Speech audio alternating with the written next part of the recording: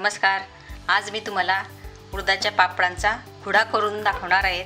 हा खुडा तुम्ही पोळी भाकरीसोबत किंवा ताटात बाजूला तोंडी लावण्यासुद्धा म्हणून खाऊ शकता. तर आता आपण साहित्य बघून घेऊ.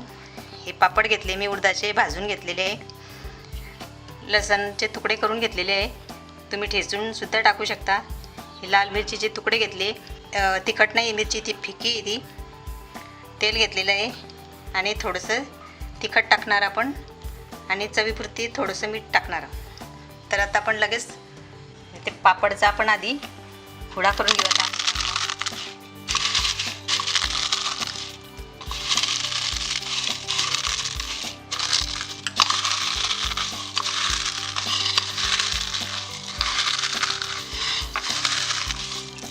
अशा हाताने पापड कुस्करून घ्यायचे.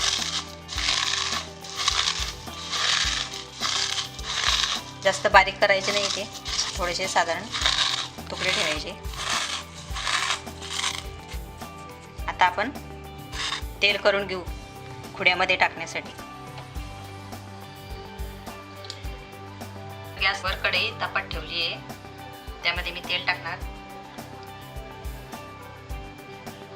2-3 चमचे तेल टाकलंय मी. त्यामध्ये लसूण टाकणार.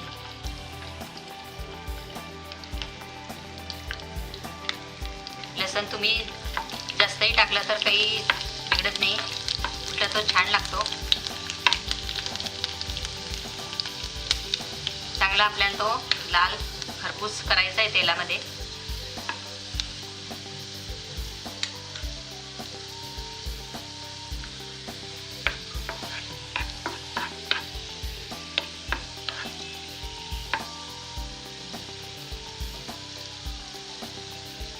मंद गॅसवर परतायचा आहे तो लसूण.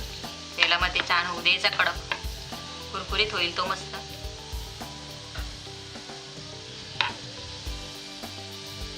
आता आपण गॅस बंद करू.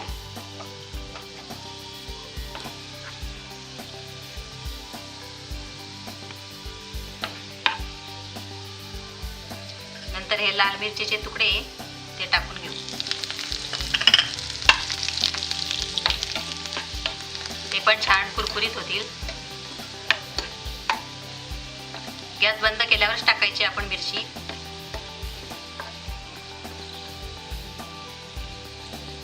नाहीतर ती करपणार तेलामध्ये.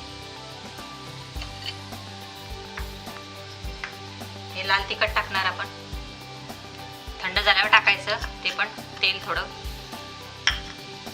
आणि हे चवीला थोडंसं मीठ.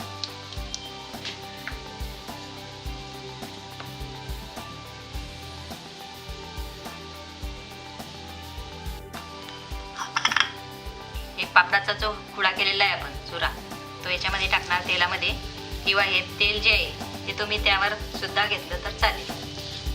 कसंही घेतलं तर चालेल, तसं तुम्हाला जसं आवडत असेल तसं.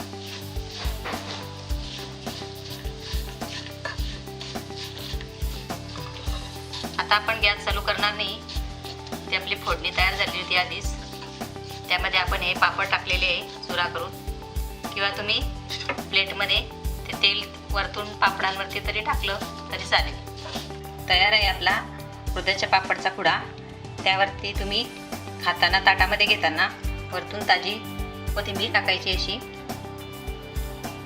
आधी टाकून ठेवली तर पापड वातड होतील, म्हणून जेवताना घेताना त्यावर कोथिंबीर टाकायची आहे.